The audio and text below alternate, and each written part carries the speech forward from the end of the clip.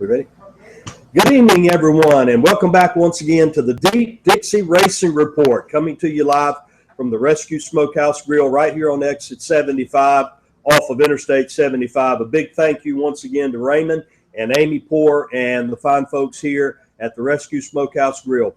Guys, I say this week in and week out, some of the best food that you're ever going to eat. The atmosphere is outstanding. The prices are affordable, and they're going to give you plenty to eat when you come. You've got till 10 o'clock tonight. They'll be open until 10. Very, very easy access, whether you're traveling north or south on Interstate 75. Come as you are. Maybe you're leaving work late, possibly have a school function, and scrambling to try to get some supper for the family. Come on down to exit 75, the Rescue Smokehouse Grill. Award-winning cooks down here. They've got an outstanding menu. If you like barbecue, this is the place to be. If you like good steaks, this is the place to be. If you've got someone in your family that's not so much into that, they've got a menu that will take care of the little ones right on down the line. So come and check them out. Good time here. I promise you won't be disappointed. Again, a special thank you to our fine sponsors here on the Dixie Racing Report. Our friend Mike Hurd and the good people down at 5 Star Hyundai, 650 Russell Parkway in Warner Robins, Georgia. They are some of the best people you're ever going to meet. We appreciate them, not only the Hyundai dealership, but the entire 5 Star family of dealerships. We appreciate their help. We'll be telling you more about them as the show goes on tonight. And, of course, 20 years in business, celebrating 20 years of excellence, Heartland EMS, Mr. Bill Cheek and the staff down there in Cochran, Georgia. We sure do appreciate all of their help, Mr. Bill. We do thank you, man. Your help takes this show a long, long way, and we do appreciate that. And then, of course, our latest partners right up the road here, about 7 miles, Carroll Sausage and Country Store. Man, you got to go check these people out. One of the coolest places that you'll ever go. They are outfitted with so many things in there, so many neat things that you don't see every day. They've got a butcher shop. They've got unique gifts. They've got all kinds of things to pick from. If you want to go in and get an ice cream cone, if you want to go in and get you something to eat, they can take care of you. Also, they do have RV hookups, and I know a lot of people are going to be traveling as Thanksgiving and Christmas, just a few weeks off. Check them out. They're open Monday through Saturday, 7 until 7. Exit 82, they've got more locations, but most everyone would recognize that beautiful wooden building right there. They've got great advertising billboards, and go check them out. That is the fine people down at Carroll Sausage and General Store, Mr. Hugh Hardy Jr., Mr. Johnny Walker, and the store manager, Jason Black. We sure do appreciate everything that you guys do to help us out here on the Deep Dixie Racing Report.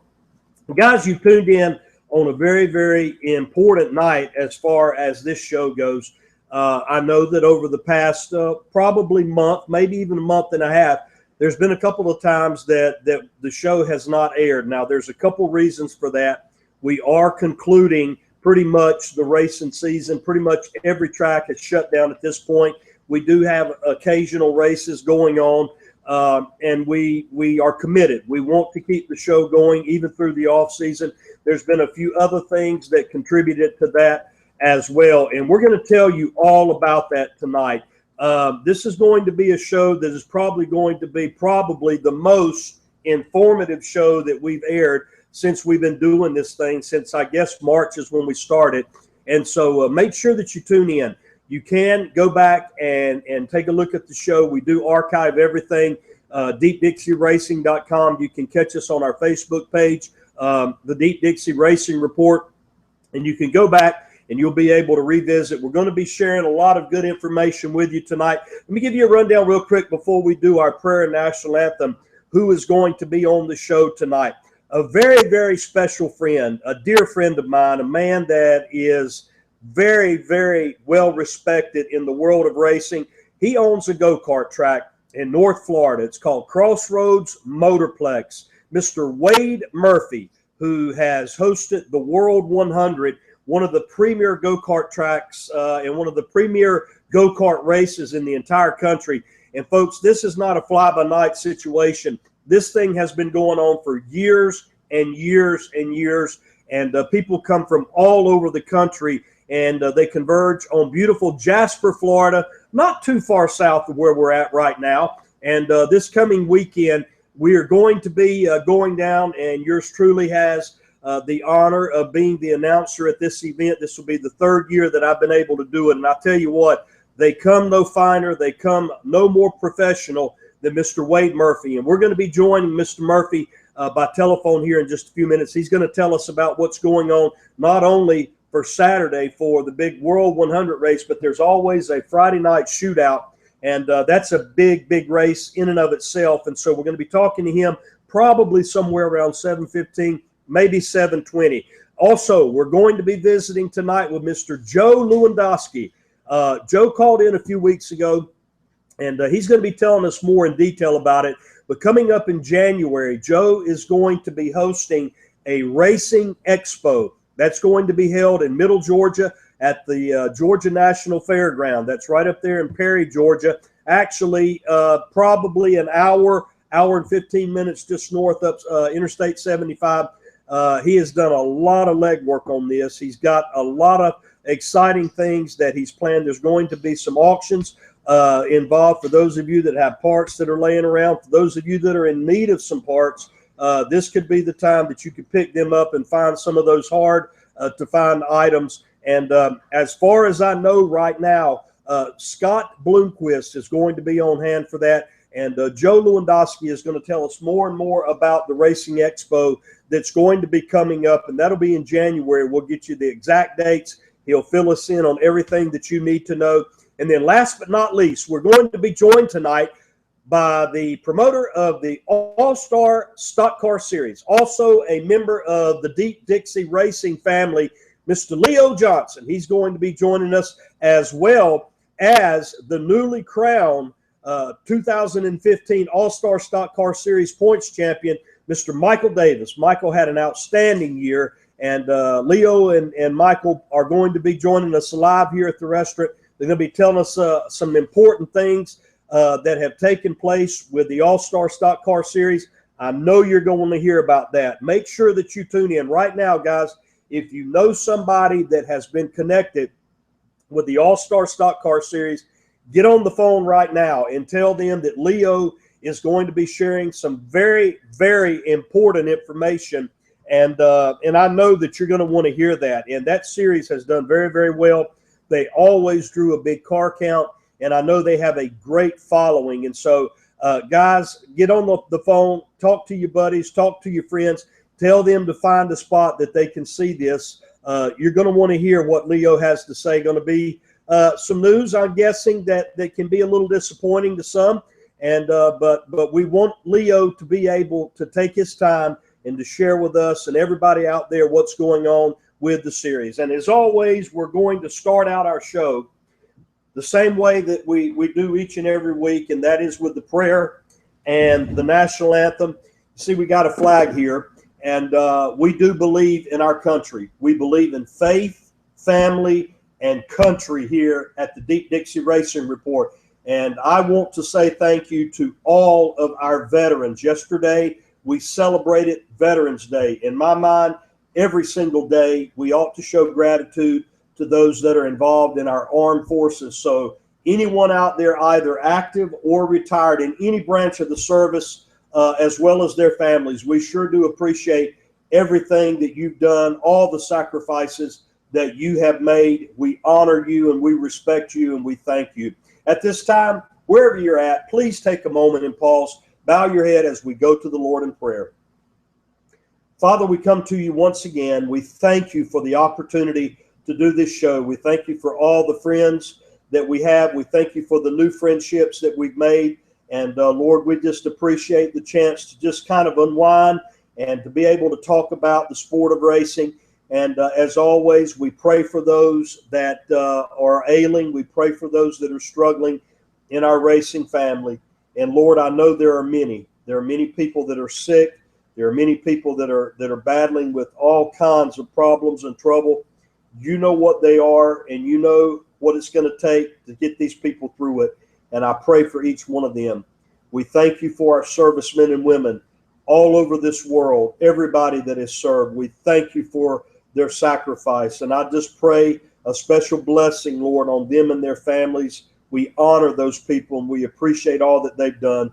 Lord, we thank you for our first responders and our local communities. And Lord, we just thank you for the death of your Son, Jesus Christ, on the cross, that shed his blood that we could be saved. We never, ever want to fail to think of that and acknowledge that. I thank you for doing that, Jesus.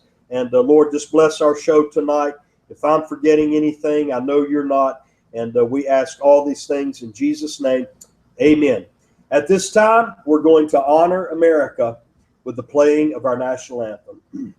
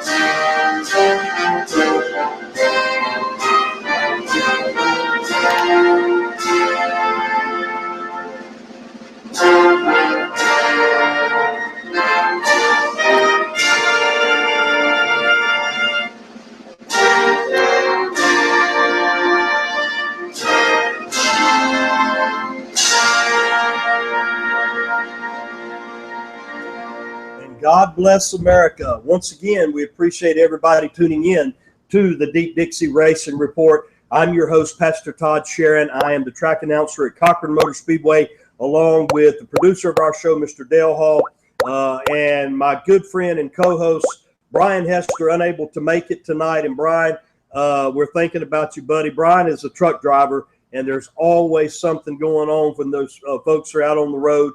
And but I tell you what, Brian has been a huge blessing to this show. We really miss Brian when he's not here. He is a wealth of information when it comes to racing. And as I mentioned earlier, we're going to be sharing some things tonight. This is going to be a very informative show. We're going to be hearing from Leo Johnson, going to be bringing us up to speed with the latest breaking news in the All-Star Stock Car Series. Also, toward the end of the show tonight, we're going to get Dale Hall out from behind the camera.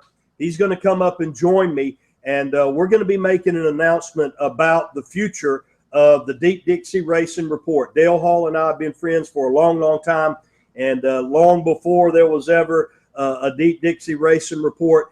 And we have really had an opportunity to see some great racing over the years. And Dale and I are going to be breaking down some things as far as the direction of this show tonight. As I mentioned a little bit earlier, we're going to be joined first tonight by Mr. Wade Murphy. Mr. Wade Murphy is the owner and the promoter of Crossroads Motorplex down in Jasper, Florida. And folks, all I can tell you is this right here.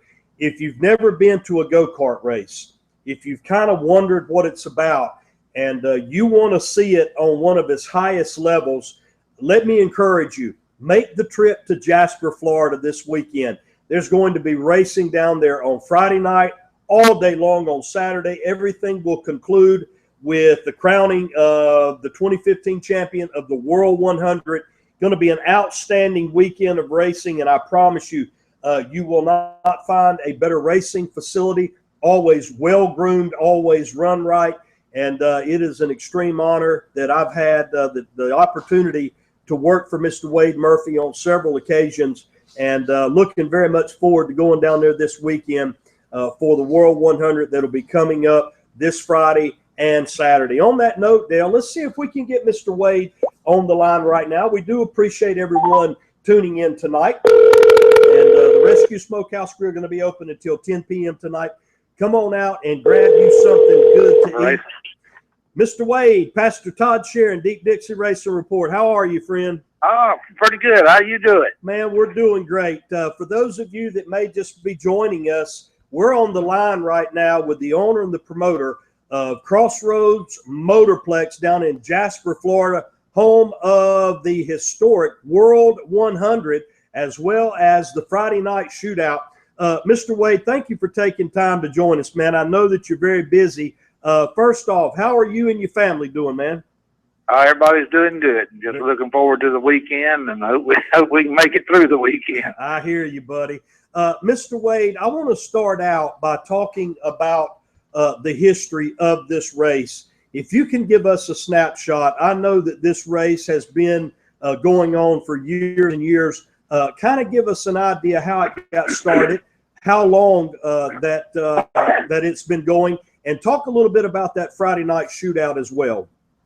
Well, we started in 1985, and we run 1 year over at another track, and then we built this one out here, and we've been, this is the 27th annual World 100, and Friday night shootout, Mr. Carl Williams kind of got that started up in Dexter. He sponsored it, and he hung in there with it for about 4 or 5 years, and then we've been able to get more sponsors and all throughout the time we've been doing it, and it's come along real good. Usually we have as many or more on Friday night as we do on Saturday night, just paying $2,000 to win this year on the Friday night shootout, and the World 100 is paying $4 with I think it's a $12,000 purse for the World 100. Wow, man! I tell you, Mr. Wade, I have had the opportunity to come down and work with you the last couple of years, and it has literally become one of the highlights of my year. I really enjoy coming to your place. Wade, for those people that maybe have never been to Crossroads Motorplex, I've tried to describe it as best I can, but I know that you started out with the dirt track, and then there was an identical asphalt track that was made. I mean, literally from an aerial view, it looks like you could lay one on top of the other. It looks exact. But you've also kind of branched out, and you told me one time that racing and your love of racing actually started out with motorcycles. Kind of give us an idea of what you've done around Crossroads Motorplex over the last few years. Well, like I said, we built the go-kart track, the dirt track, in 1989, and then we built the asphalt track in 2000, and we just got started with the motocross track, and we've been running it I think we run it about 6 months, and it's a real nice layout. It's got a real good aerial view on our Facebook and our website, and it's just it's a good thing. I love these motorcycles. It's a little dangerous sometimes, but all of them know that. And if one of them goes down, most of the time they can shake it off and get right back on it. And just makes out for a good facility to have 3 different racetracks in there. Plus, here in about 2 months, we're going to build an arena cross inside the asphalt track. Wow. We're not going to get on the asphalt. We're going to build it on the inside, and it's an arena cross for motorcycles. It's kind of like motocross with a few bigger jumps and all. And so we'll be the only one in the state of Florida that has one. And so we hope we're going to get going good with that. We'll be running that at nighttime because we have lights and all over there. And so we're looking forward to a lot of good things here. Yeah. Those of you that may be just tuning in right now, we're talking with the owner and the promoter of the Crossroads Motorplex down in beautiful Jasper, Florida, Mr. Wade Murphy. And Wade, I know that you and I have had an opportunity to talk on several occasions, and with the economy that the way it is, and I'm telling you, man, you've been in business now for what, 30 years, and you've seen a lot of ups and downs, but yet you've been able to weather every kind of storm imaginable, every economic storm. What is the secret of your longevity, man, as being a track owner? Well, just hang in there with it, because we've had some pretty rough times over the years, and it's tough from time to time. But just treat people right and thank them for coming, and tell them to come back, and they all do. And so we we've been very fortunate on that aspect of it. Yeah. Wade, I know that over the years, there have been some of the biggest names in kart racing that have all converged down there at Jasper for the World 100.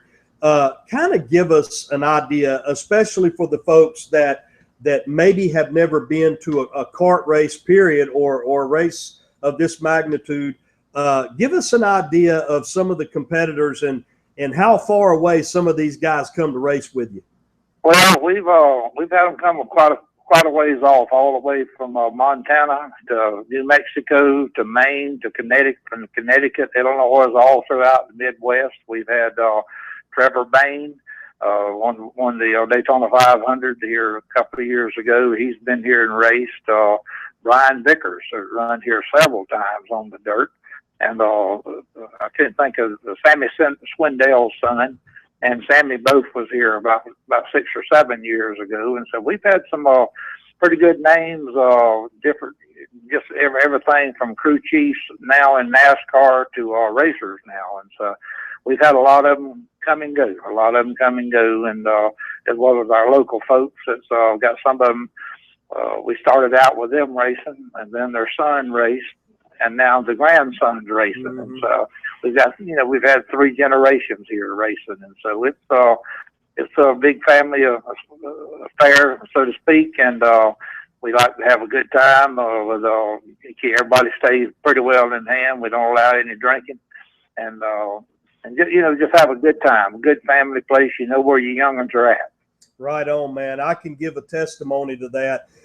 Guys, if you've ever wondered what it's like to go to a facility that is what I would say run correctly, I'm telling you, it didn't get any better than Crossroads Motorplex. And I'm not just saying that. One of the first things that I noticed when I rolled onto the property, Mr. Wade, was how well groomed everything was. I mean, everything is right there.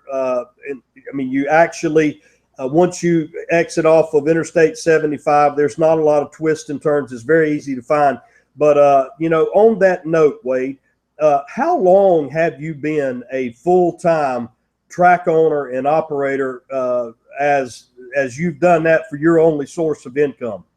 Well, we've done it for 27 years. And, of course, we were in the stock car parts business for 24 years, and we service tracks such as Golden Isles in Brunswick, the Waycross track, Valdosta, Bronson, Florida, Lake City, Florida, 2 racetracks there, as well as Gainesville Dragway. And so we've been pretty busy over the years doing that. And then we started the go-kart business right in the middle of that. And so we give that up, the stock car business, and now we're all full-time go-karting and motorcycling. Yeah, man. That is absolutely incredible. I can tell you that to be able to do anything for 27 years, that is a feat in and of itself. But to be able to be a track owner and promoter, that is really, really a great accomplishment, Wade. Hats off to you on that. Now, you happen to be in a part of the country where the weather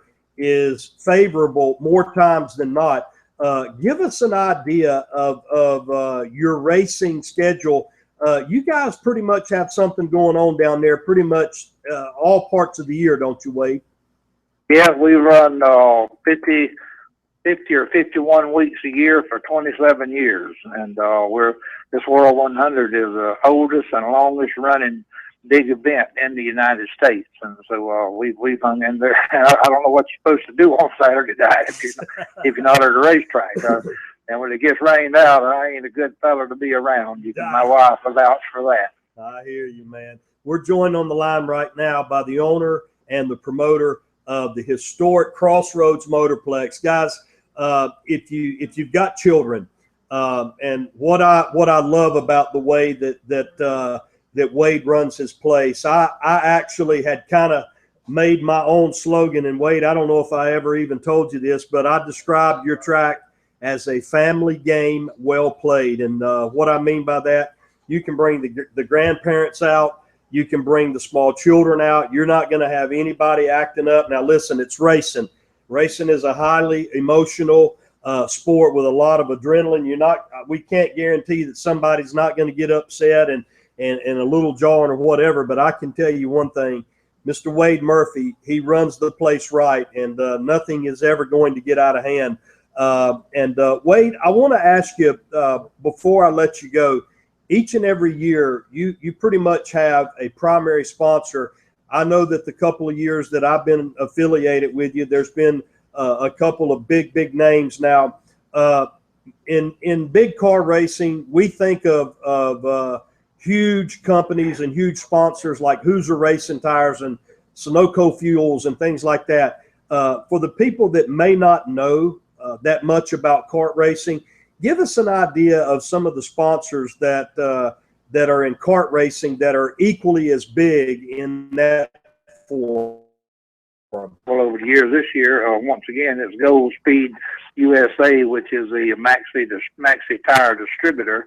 I'm sure some of the folks have seen the Maxi vehicle tires, passenger car tires, and truck tires, but they make go-kart tires too, and they're our main sponsor this year. We've had Coca-Cola, we've had the Langdale Company out of Valdosta. I can't place right now the rest of them, but we've had several good big sponsors that's really helped us a lot, you know. Yeah. Now, if I'm not mistaken, Langdale, the Langdale family, they're sponsors of the Deep Dixie Racing website, aren't they? Yeah, and you know, Mr. Wade, it just came to mind. I don't know all the members of the Langdale family, but I have met Wesley, a super nice guy, and those people have been very generous to the racing community, and they are actually a sponsor. I'm not exactly sure which facet of their business is the sponsor of the Deep Dixie website, but they're on board with us as well. Wade, over the years that you've held the World 100, the Friday night shootout, is there any race that sticks out in your mind in particular that just stood out a little more than the rest, and what was the reason for it? Well, we had a lot of close finishes, but I remember 4 or 5 years ago, it seemed like the lead must have changed up between 4 or 5 drivers every lap, and turn 1 and 2, they'd have a lead change. Turn 3 and 4, it'd go back in 1 and 2, you'd have the third place man get up there, and it was just an incredible race that year. But they're all good here, and it's just, you know, you hit on the kids and all. Excuse me. The other night I was filling the water truck up, and the young ones were riding by on bicycles, and I told the boy there with me, I said, and it was dark, you know, I said, where else, what other event or somewhere for somebody to go can you turn your youngins loose and just let them ride out here with all these people, because they're all good people. Yeah, you're right, and that's another thing. I'm glad you brought that up, Wade. For those of you that maybe want to go out and take in some racing this weekend at Crossroads, I can tell you, you will get a belly full of racing. I mean, it is absolutely amazing how much racing you're going to get. And when I tell you that there's racing for all age groups, there are little bitty kids. I mean, I'm guessing probably 6 years old, and then right on up to the adults. And you'll be able to see some of the premier drivers in the sport of go-kart racing at one of the most historical races of the year. As a matter of fact, you heard Wade say that this is the longest running event in the whole country. So, Wade, real quick, for those people that may be interested in coming, I want you to just give us, starting with the exit on Interstate 75, kind of give us a snapshot of how they get to your track once they exit off of Interstate 75. Well, if you come in south, it's exit 460 off I-75. It's the second exit inside of Florida. You just get off to the right if you're coming south and just go straight 4.5 miles. If you coming north, get off, take a left, go under the bridge 4.5 miles, and it's on the left. You can't miss it. Mm-hmm. Very good. Wade, before I let you go, I want to get the website and your Facebook information so that people will be able to check it out. But before we do that, I want you to give us a breakdown of when the gates will be opening tomorrow and Saturday, and give us kind of an idea of what's going to be happening. Well, the gates open at 9 in the morning for parking. We're over there parking them tonight. They've probably 50 trailers over there already tonight that we're parking. They just want to kind of beat the crowd. Some of them will spend the night in the motor home. Some of them will go home and come back tomorrow. And then we'll open it, like I say, at 9 in the morning. We'll start practicing at 4, and we'll start qualifying at 6. It don't take a whole long time to qualify. We use a transponder system. We'll qualify 5 at a time, so it won't take long to do that. And then we'll start with the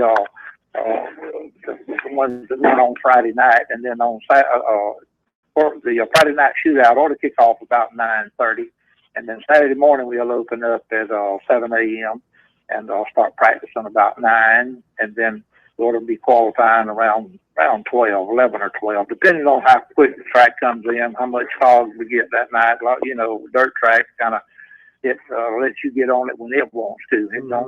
You don't really have a choice. You just get on it when it's ready for you to, and so that's what we're up against. And I just wanted to say, you know, I know there's a few more things going on, but if you love racing in general and any other place at Crossroads Motorplex this weekend, you are at the wrong place. Yes, that's right. And guys, I can attest to that if you love racing. And guys, I know a lot of people are tuned into the show right now that I know that a lot of the tracks have already shut down. We're in what we call the off season, and many of you have cabin fever. We've had a little bit of rain, actually a lot of rain in our area, and there's been some weather that has knocked out what kind of racing there was going to be. As a matter of fact, I heard that the races at Talladega Short Track have been canceled due to inclement weather, high winds, and temperatures dropping off into the 20s. I've not confirmed that, but I have heard they've canceled. So if you're looking for a place to go that you can bring the whole family, have a good time, it's not going to cost you an arm and a leg, and you're going to get a belly full of racing at one of the premier go-kart races at one of the premier go-kart tracks in the entire country, head on down to Jasper, Florida. And I can tell you, they've got a concession stand that's out of this world.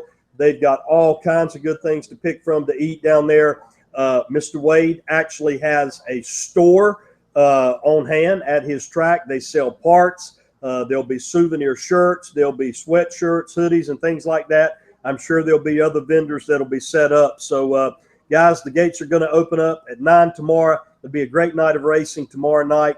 Bright and early Saturday. Gates open up at 7 a.m. We're going to try to get started with qualifying at 9, and we'll go throughout the entire day with nonstop action. I'm telling you, there's not going to be any boring moments when you go to Crossroads Motorplex. And Wade, I want to tell you before I let you go, man, I have had the privilege of making a lot of friends in the racing community. The Lord has really blessed me, and even being able to do this show tonight, there's so many other people that could do it and could do it better. But it's just worked out that God's let me meet a lot of great people. And I tell you what, man, out of all the people, the good people that I've worked for, I have such great respect for you, Wade. I really like the way that you go about your business, and I respect and honor your longevity. No one can argue that you've not done something right, being able to stay in the game as long as you have, man. So hats off to you, and I hope this is the best World 100 ever, buddy. Well, I thank you a lot. I want to welcome everyone to come on out and be with us this weekend, and I appreciate you giving me a call. Yes, sir. All right, Mr. Wade. Well, God bless you, buddy. We'll see you tomorrow, the good Lord willing, and you have a good evening, Ben. Thank you. Appreciate it. Mr. Wade Murphy, man, I tell you that Dale, if you ever have a chance, I think, Dale, you've actually been down there, and guys, I cannot say enough. You know, we don't do a whole lot of go-kart reporting on this show, but this is a big deal. It really, really is, and I know that you won't be disappointed if you decide to make the trip and go Friday and Saturday, or if you just want to go one of those nights. You're going to have a great time. And Mr. Wade Murphy, you could tell by just listening to this guy, he is a veteran. He knows what he's doing. He knows how to run a show. And you're going to enjoy your time at Crossroads Motorplex this weekend. All right, well, good way to start off the show.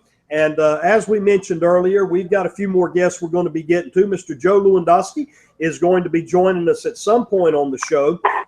Dale Hall and I are also going to be talking a little bit about the future of our show, the Deep Dixie Racing Report. And I know that many of you have had questions. I know that Brian told me when he was over at Phoenix City the other day, when they were running the Nationals. And by the way, a great job to everyone over there at East Alabama Motor Speedway. I heard everything went off without a hitch. And congratulations to all the winners. It was Jimmy Owens scoring the big win in the super late models. Congrats to him. But Brian was saying that that just every few steps he would take, people were stopping him and asking him about the Deep Dixie Racing Report. Guys, we appreciate your feedback. We appreciate your support. We really didn't know what this show was going to do when we started, but we've got a lot of good response, and we want to keep it going. And so Dale and I are going to be sharing with you some things that have happened, some things that's going to be adjusted with our show. We'll tell you more about that. As a matter of fact, on that note, there's going to be some adjustments going on with the All-Star Stock Car Series. And, you know, Carol and Leo Johnson, they are members of the Deep Dixie Racing family. These folks are well-known. They're well-respected in the racing community. They do a great job with the website. They work hard. They go out. You've seen them interview. You've seen them with input on the website many, many times. And this year, Carolyn and Leo, they had a very, very successful year in the All-Star Stock Car Series. These guys started this thing up from nothing. And in a short period of time, they built it into something that is highly respected. They always draw a lot of cars, and they always put on a real good show. And Dale, if it's okay, and if you guys are ready, I'm going to invite the promoter of the All-Star Stock Car Series, Leo Johnson, and the newly crowned 2015 All-Star Stock Car Series points champion, Mr. Michael Davis. And first things first, Leo, it's good to see you. Glad to have you. Michael, good to have you with us tonight. And for those of you that are just tuning into the Deep Dixie Racing Report, appreciate you taking time to watch tonight. And, you know, during this time of the year, I think in NASCAR, they start what they call the silly season.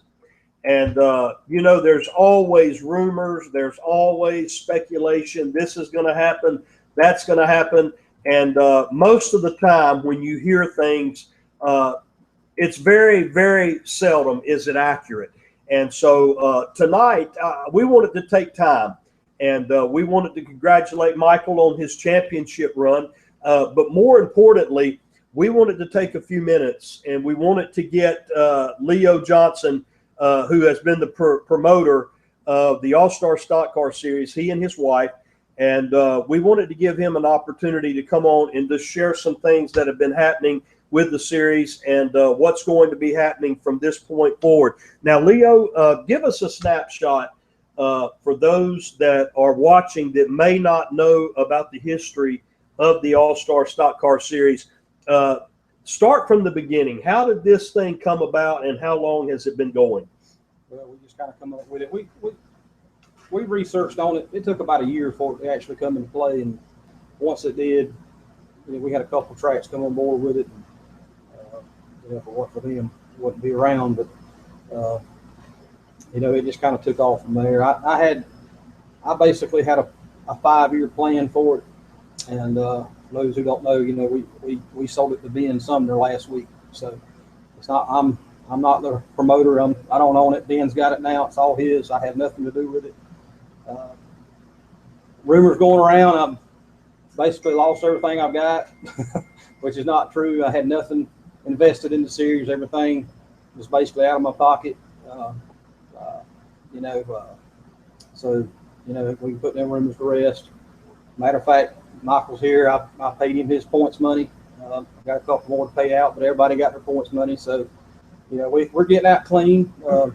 It was a good run. I think we did something that, like I said, I had a 5-year plan to begin with, and to be honest, in 2 years, it happened than what I thought would take 5. I mean, we got to run the Alabama State Championship. Only a handful of people probably ever put on a $10,000 race. You know, I got to do it for 2 years, and I appreciate Golden Isles for giving me that opportunity. You know, they were real supportive of the series, always have been. You know, it started at Albany, probably one of the best races I ever saw. Was the first race at Albany Motor Speedway. Mr. Simons and John King let us, you know, they give us 2 races that year when nobody would, you know, and it caught on, and then we got one at Golden Isles and Mr. Frankie before he sold it, and you know, we had one at Needmore, and it grew from there. In 2 years, we went from basically a 6-track deal to basically we could have run all over the Southeast if we wanted to. I got calls from Alabama, South Florida. We got calls from North Carolina, Mississippi, people wanting us to run the racetrack. But, you know, it was a good run. Me and Carolyn, we put our heart and soul in it. And, you know, we did what we wanted to do, and we're satisfied. And I think everybody's happy. Everybody's going to be happy because Ben, he knows what he's doing. He's going to take care of it. And I think he'll bring it to the next level. I think. Well, Leo, I actually didn't know that it was already a done deal. That's the reason why I introduced him as the promoter of it and the owner. And you know, Leo, without getting too far into somebody's business, because that, to me, that's tacky.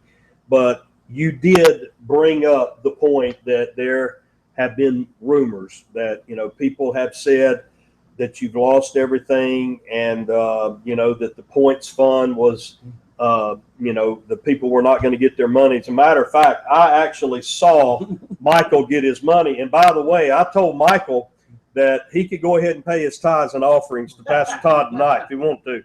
So I saw the money. We know that's not true. And so without, you know, putting any pressure, man, you say what you feel comfortable, but what could turn into a very meaningless, hurtful, tacky rumor, the real reason that you guys decided to get out of this was what? My family business is picking up. My daddy, he's diabetic, and you know, he can work about half a day, and you know, that's, you know, on a good day. So, you know, a lot of that's got to do with it. You know, it was fun while it lasted. You got to concede the future. I mean, any time in racing, there's going to be negative stuff. You're going to have pressure on you. But you know, a lot of it's just work. Most of it, you come home, and you know, then you answer the phone for racing all night long, and you know, I got a 5-year-old son, and I got a 17-year-old daughter. You know, and you just gotta, you know, you look at them and you say, is it worth it? Especially, you know, with all the stuff you got to put up with. And yeah. We had Sundays we couldn't call after 4 on Sundays. It got to the point where I told everybody to call after 4 on weekdays, because it was just, and a lot of it's because we had a bunch of cars. I think this year we had 120 drivers register in with us. Wow. So wow. You know, all of them don't run all the races, but they all, you know, at one point got us something to ask you. You know, and, you know, you get phone calls every night. You get 3 or 4, but you can't pick up the phone and say yes, that's it, and put it down. If you do, yeah, that's rude. Are you sure you're not a pastor? Are you sure you're not a pastor? Maybe we'll, Leo, well said. I know that it wasn't. It's not easy to come on and say something like that, and I give you a lot of respect. You know, you could have easily just kind of disappeared, and you know, when next season kicks off or the next race happens, which I think is going to be Thanksgiving at Cochran. You know, then people would have been saying, you know, well, what happened? You know, what's going on? And to me, I think the best thing to do in situations like this is to get out front and center, right out of your own mouth. You tell everybody what's going on, and I think you did a great job. Now, I can say personally, because I am a track announcer, I naturally could not go to all of the races, but with social media, pretty much whatever happens on a Saturday night or at another track, you literally can find out what's happening real time. I can tell you that these folks have been to Cochran Motor Speedway multiple times, and they have never, ever done anything but great. I mean, there's always been outstanding racing. The crowds have been good. The show is run well. Everybody knows their job. And so Carol and Leo did a great job. They really, really did. And, you know, to be honest with you, I was a little disappointed when I heard that you guys had sold it. And I was hoping that it wasn't true. But on that note, I know that Ben Sumner, Ben's a good friend of mine. He's a friend of yours. Ben's been around racing a long time. And I know that that Ben, you know, will be able to take this thing and move it forward. And I guess as, you know, transitions go, you probably couldn't have handed it over to a better person. But I've watched it. You promoted it. Now, Michael, you have actually been a part of this. As a matter of fact, I think you made every single race in 2015. You ended up being the points champion. Congrats, man. That was a big accomplishment because, folks, if you ever seen the All-Star Stock Car Series, it was no guarantee that you was even going to make the show. I mean, when they've got 40 and 50 cars showing up to the races, and what do you guys start, 24? Yep. You start 24 cars. And there was a lot of cars that literally had to load up and didn't make the show that were good, solid racers. And, you know, Michael come away with the championship, scored 4 wins this year. An outstanding season, Michael, and congrats on that. But from a driver's standpoint, from someone that raced with this series, you followed it, you went to different tracks, you've seen all kinds of different environments and everything. Give us your take on the All-Star Stock Car Series. It was, I know you go to your local track and it's like a little family, you know, everybody, you kind of got your people you hang with, but it was like the All-Star Series it was like one big family, man. Everybody had a good time. We still talk trash and, you know, and you could race each other hard on the track. You know, you'd have your run-ins here and there, but most of the time, 99% of the time, you know, it was wash and squash before the next race and everybody was back having a good time. Leo and Carolyn, they wasn't stuck up, you know. You know, it was all business, but it wasn't, you know, where they couldn't come around and joke and have a good time with everybody. When it got time to be serious, it was serious, you know. And a lot of people don't see the side of what the All-Star Series did as far as the racing economy around here. I mean, people started spending money, I mean, which you had to kind of keep up because anytime you go into racing, you got to, you know, if anybody's got a little money, they're going to spend it and get faster. Everybody, but it sparked the economy in racing. I mean, all these people's buying new cars and buying new stuff, and you know, Ramrod race cars, that's a good business. You know, I mean, it helps the business, and not only them, but you know, just parts people, Big T. You know, they supported the series. You know, for them, they selling tires, selling stuff. I mean, it was a big deal, man. It was fun, and I mean, it's still going to be fun. It's still, I don't think it's going to be any different with being in them. I think they're going to do a good job. Keep it going. Don't cut no money. Keep the money the same. You know, but no, I think it'll be great, and we'll see what next year holds. You know? Yeah, and guys, if you're just joining us, and some of you may, you know, got in midpoint of the conversation or whatever, the shows are archived. And Dale, where can they find that? The archived shows. Dixie Racing Report.blogspot.com. Dixie Racing Report.blogspot.com. And I think every show that we've done is archived. And so this probably. They're also on the regular Dixie Racing website. Okay. And they're also on the Dixie Racing website. That may be a little easier for some of you to get to. But, you know, everything that happens, especially when it has a lot of people involved, I don't know why. It's just human nature, man. People like to talk. And, you know, people like to say things. And you know, Carol and Leo, they done a good job with this thing. They were not forced out, you know. And even if they would have gave this thing a shot and it wouldn't have made it, and they would have said, look, we got to get out of this while we still can, you still got to give them respect for trying. But that's not what happened. You heard Leo say that he had a 5-year plan, and they accomplished in 2 years what they were hoping to do in 5. And, you know, I cannot tell you, and Dale, you've been here every week. There has been more racers and more drivers that I have heard that have said, you know, I've got to put a focus on my family. I've got to take care of my family. You know, I've got a business. I've got children. I've got parents. And, you know, there's no doubt in my mind that Carolyn and Leo could have kept this thing going. And they would have kept getting bigger and better. And who knows where it would have landed. But, you know, for anybody that is watching, we just want to make it abundantly clear. These folks are doing this by choice for honorable reasons. And what was that? That was sight. That was okay. All right. Well, Dale, I know you wanted to say something. As far as I know, nothing like this has ever been done before for this class, this level of racing. And Leo and Carolyn took something and made it happen that people thought couldn't happen. Yeah. And they gave people like Michael and them a chance to race amongst the best drivers around. Right. And isn't that right, Michael? Oh, yeah. And he's speaking on family. It actually gave me more time with my family. You go race once a month, sometimes twice a month. Yeah, you got to prepare cars and stuff like that. But when you're racing against drivers like we're racing against, you don't tear stuff up all the time. So it's not like you're in the shop every single day, 6-7 days trying to fix your stuff and put it back together, go to the next race, you know. And actually, I had weekends instead of like Saturday night racing where I got to spend time with my family and go do other stuff besides racing, you know. And that helped out a lot, you know, because you get to a point that you do get burnt out when you're racing a lot. You want to go do stuff with your family. You know, you miss stuff with your kids. And a lot of kids enjoy it, but they still like to go do other things, you know.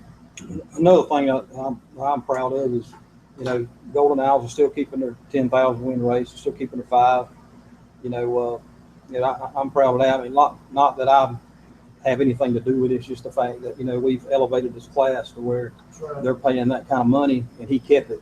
You know, he's showing people that Golden Owls are showing people that you can make money off of this class, because it was that was the question when we started. You know, can they actually make money? And I think, you know, I think they actually did. If you went to the Memorial Day race at Cochran Motor Speedway, they were still paying to get the gate at 10 o'clock. It was completely packed. So, you know, that's something I'm proud of. Whether, you know, whatever from here on out, you know, I hope that race at Golden Owls is there for 30 years, so I can always say that I had something to do with it when it started. You know, that's why Ben's put. You know, that's why I sold it to Ben, because I know he loves racing. He's done it.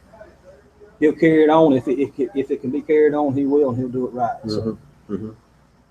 Dale, did you have something else you wanted to add? I'm just wondering, did y'all see bodies get their feathers ruffled from this series?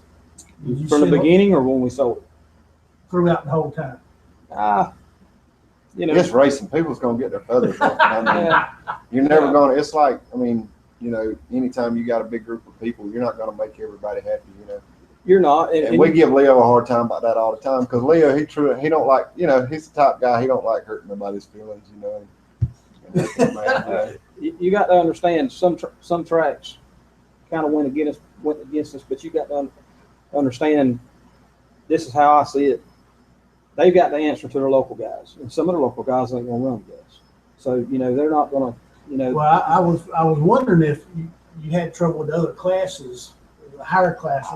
There were some that resented the fact that y'all are paying so much money. There were some, you know, that it was, you know, it wasn't something that was announced on Facebook or nothing like that. But some people did question why we were getting paid what you know, we were getting paid. But, you know, if you went and, like I said at Cochran, you went there that night, I mean, nothing else was going on that was paying any money but us.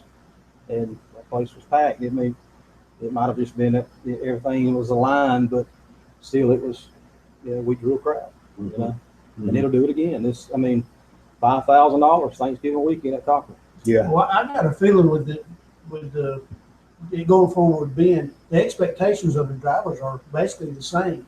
Pretty That's much the reason all. I told Ben a while ago, no money cutting.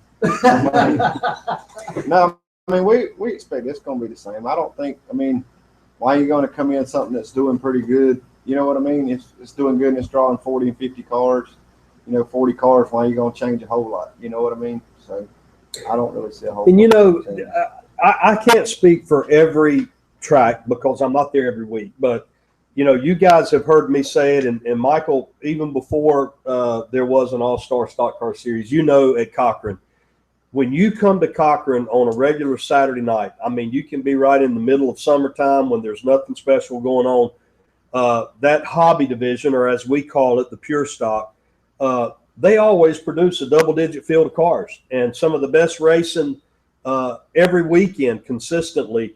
And like Dale said, you got late model drivers, you got super late model series, you got late model series. We even had a super street series, but nobody had, to my knowledge, had ever went down from that point. And so it's easy now for people to say, oh man, that's a good thing. But you got to understand that these guys stepped out on a limb, and just as easily as it made it, it could have failed. But, you know, that took a lot of guts. And, you know, Leo, before we end our conversation, what can you tell us about the conversation with you and Ben? What was some of the things that was tossed around? I mean, as far as both of you guys are veterans, you know the drill, you know what's going on. But how did Ben Sumner come to mind?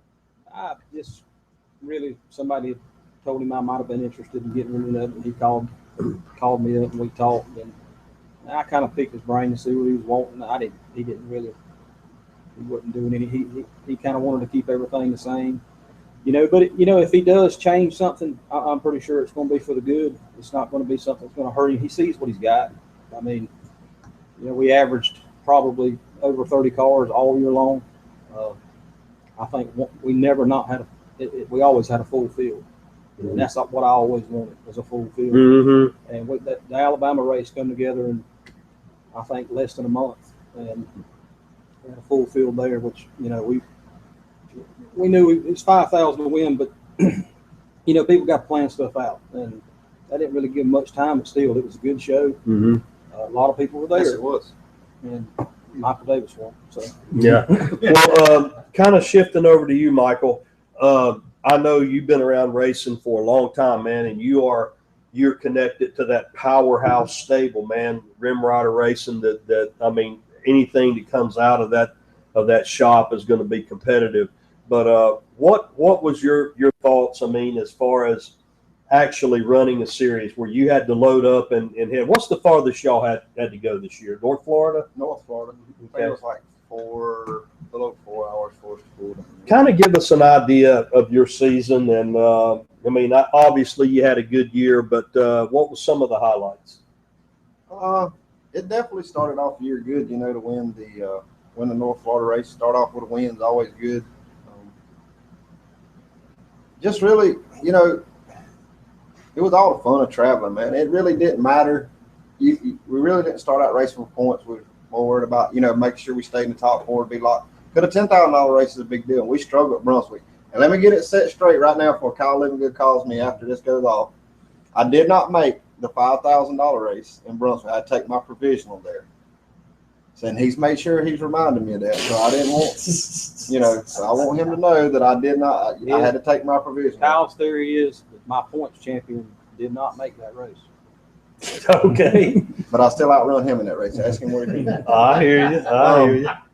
But anyways, no, it was just, and we really didn't start out with that. You know, it just kind of, the points are going to fall where they fall. We just wanted to run good. We wanted to win every race if we could, you know, run top 5, just run good at every race, stay in the top 4, be in a $10,000 race every year, because we struggle at Golden Isles every time we go there. I don't know why. We can't figure it out, you know. And we end up running decent in features, but we just struggle there in all the preliminary stuff. So that was our main thing. Alabama was probably definitely the biggest win of the year. Anytime you can win at the state, you know, that's a big deal. I mean, besides, just the prestige. I think Justin Tyner said we were standing on stage. You know, I think he's been to Alabama before, but he didn't realize how big of a deal that was. And he walked up on the stage. He said, "Man, this is a big deal, ain't it?" Mm-hmm. You know, and it really is. You know, that's a big deal to win that race. And I hope Ben and them can keep that race every year. You know, we can go over there and run, because that's a big deal. That's a big stage to run on. But absolutely, man, that's incredible. I'll never forget that when you're talking about that. The first time I did the Prairie National Anthem, I think that's the most people I've ever been in front of in my life, and it is a big deal.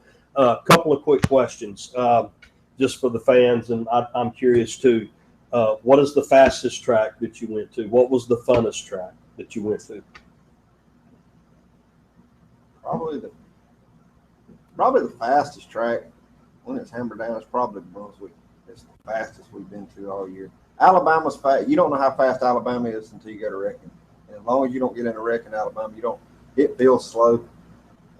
Is that because of the bank, the banking? Yeah, it's just so big and banked. It's just kind of it feels slow until you go to wrecking. Once you go to wrecking, then you realize how. And a lot of people don't give Cochran credit when it's not slick, when it's got some grip. It feels fast the whole time. I mean, it's fast and it feels fast, but it don't get a lot of credit on its speed. But probably the funnest track to race on. North Florida to me was fun. I mean, I know I won it, but to me it was a fun track. It was slick.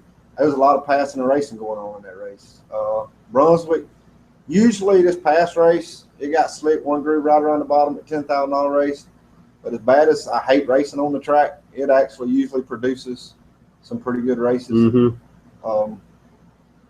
Probably them two there. Probably Alabama's kind of one lane at the top, but you kind of expect that on Saturday nights. Usually it gets that way sometimes on Saturday nights. But cool. That's probably about the best two tracks as far as racing. I think them was the best two races all year. 5,000 at Brunswick and probably the North Florida race that actually had the most passing and the most racing going on. Mm-hmm.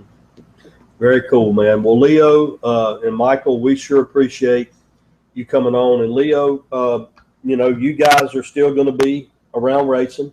I think you told me you were going to be at Cochran, and I'm sure we'll be seeing you around with the Deep Dixie race and stuff. But any parting comments, man?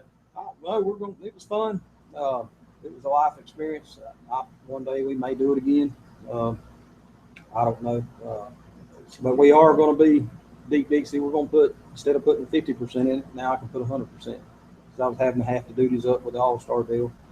We're going to living good and Carl Moore putting the car together and Waycross. I think we're going to go video the process of putting that thing together and maybe put it up. So look for that on Deep Dixie. Are you going to video everything? Everything. Good. So, they've given me permission. I don't know now if they will after this, but yeah, they gave me permission to do that. And we're still going to be around. We're going to be with Deep Dixie, and like I say, we're going to try to step that up to up higher to a higher level. Because we got more time too. So, but I appreciate everybody that come run with me. Every car that ever showed up, car owner, fan. I appreciate it because 3 years ago I never dreamed I'd be sitting here telling you I so serious. Yeah. Much less had one, but we had a blast. Me and Carolyn had a blast, and wouldn't change anything. It all ended good, and Ben will take it. He'll run with it. Yeah, man. Props to you, Leo, and tell Carolyn the same thing, man. Racing is a hard game, man. It is a hard game. It doesn't matter if you're a racer, a promoter, a track owner, or whatever. That's the reason why we were talking to Wade Murphy. 27 years. That's how he supported his family. And so, you guys have nothing to hang your head about. And, we certainly wish the best and pray the best for your dad and your family. And, hey, man, we're rejoicing with you that your business is doing good, which is always good. And, time spent with family, that's something you'll never, ever regret. So, congratulations to you, man. Good job. And, Michael, you too. You guys just hang in with us. We're about to go to break. Guys, we appreciate you tuning in. Hour number one, real good. For those of you that didn't hear everything that Leo and Michael had to say, you can go back and check the archive out, and you'll be able to get it right straight from Leo, exactly what's went on. And I think we all agree. Everybody here has said it. Ben Sumner's a great guy. I've known Ben a long time, and I think that Ben will take what you've started, and he's gonna do right by it. So we'll be excited for Ben and wish him the best with his efforts with it. Still coming up, we've got hour number 2. We're going to be talking to Joe Lewandoski, and he's going to be telling us about the Racing Expo coming up at the Georgia National Fairground in Perry, Georgia in January.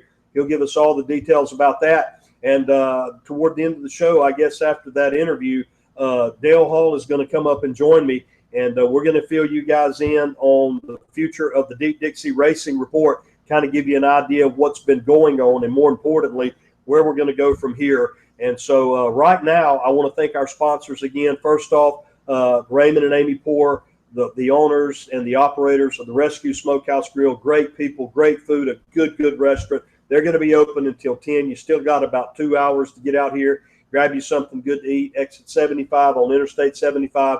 To our sponsors, Mike Hurd and our friends at 5-Star Honda in Warner Robins, Bill Cheek, and our friends at Heartland EMS in Cochran, Georgia, and our friends at Carroll Sausage and General Store, Hugh Hardy Jr., Johnny Walker, and Jason Black. We appreciate everything that you do.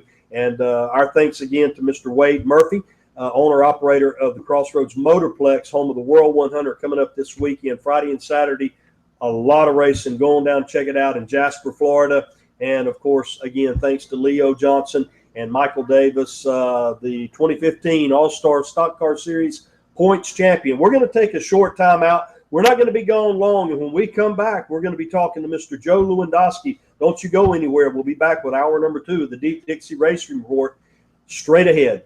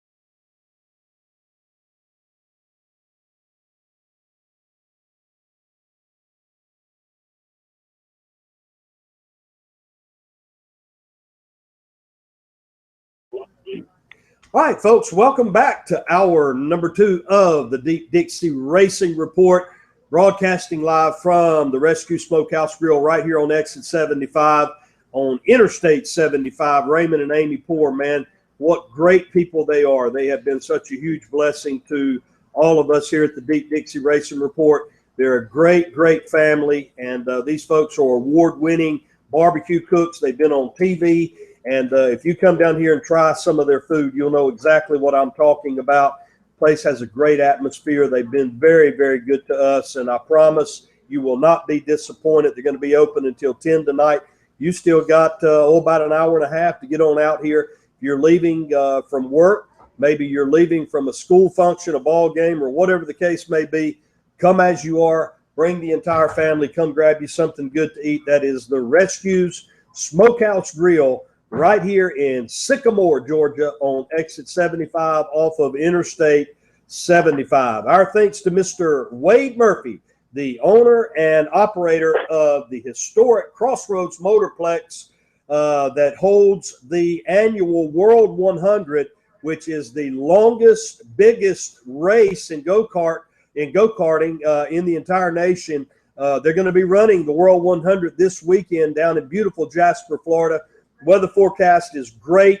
Going to be racing tomorrow night. Gates will open up bright and early on Saturday morning at 7 a.m. Bring the whole family, the kids, the grandparents, whoever you got. You're going to have a great, great time down there for the World 100 down at Mr. Wade Murphy's Crossroads Motorplex. He joined us in hour number 1. Also, a big thank you to Mr. Leo Johnson. He is the former founder and promoter of the All-Star Stock Car Series. And Leo shared with us that he has turned the reins over to Mr. Ben Sumner, also a good friend of many of us, certainly a friend of mine. I've had the pleasure of knowing Ben for a long time, great guy. And I know that Leo made a great choice, him and Carolyn, in turning that over to Ben Sumner. And we also want to thank the 2015 All-Star Stock Car Series points champion, Mr. Michael Davis, for coming down and joining us tonight. It was a great, great first hour. Coming up right now, we are joined on the line by a gentleman that has a lot of good ideas. He's got some very, very exciting news in a series that he is in the process of developing. And anytime that we can make things more affordable and more economical to the racer, to the fan, to the track owner, to the promoter, it's always a good thing. And we're going to be talking to him about that, but we're also going to be talking about a great, great event that's coming up in the month of January. It's going to be held at the Georgia National Fairground up in Perry, Georgia. About an hour, maybe an hour and 15 minutes up the road from where we're at right here, right off of Interstate 75. You cannot miss it. I'm sure those of you that have traveled on 75, when you've come by it, you've seen it, a big, big sprawling complex, and very, very easy to find. And we're going to be having a racing expo up there. And we're joined on the line right now by the man that's going to tell us more about that, Mr. Joe Lewandoski. Joe, how you doing, buddy? Hey, Todd. Doing fantastic. I want to just say thank you and Dale and Leo and everybody associated with the Deep Dixie Racing Report for giving me an opportunity to talk about the upcoming show. Yeah, man, our pleasure, Joe.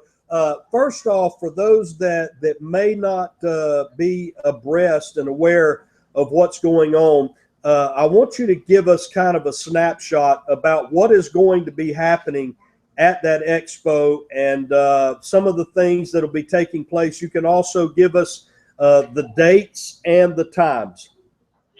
Sure can, Todd. The most important thing about the show, Todd, the way I designed it, it's for the fans, and it's going to be for the competitors or racers.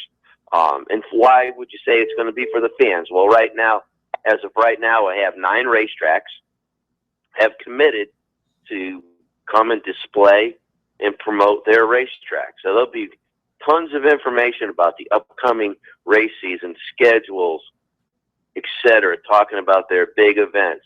You're going to be able to meet the track operators, talk to maybe some of their track champions that will be in their booths.